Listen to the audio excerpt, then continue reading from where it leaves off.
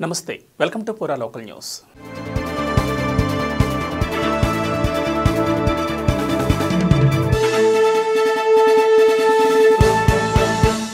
నిజామాబాద్ జిల్లా మోర్తాడ్లో దారుణ హత్య జరిగింది. వివాహితర సంబంధం ఉందని అనుమానంతో ఓ వ్యక్తి హత్యకు గురయ్యాడు. భార్యతో సన్నిహితంగా ఉంటున్నాడనే కోపంతో స్నేహితుడిని అంతం చేశాడు. మోర్తాడ్ ప్రాంతానికి చెందిన సూర్య, రాకేష్ స్నేహితులు.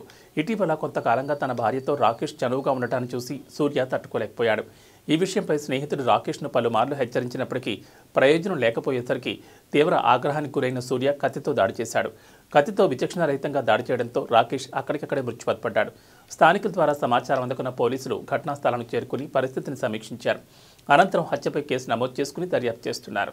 పూరా లోకల్ మీకోసం మా ఛానల్ మీ జిల్లాకు, మీ మండలానికి, మీ గ్రామానికి, మీ ప్రాంతానికి, మీ వీధికి, మీ ఇంటికి, మీ వద్దకి, ఎక్కడికైనా ఎప్పుడైనా మా పూరా లోకల్ ఛానల్ వస్తుంది.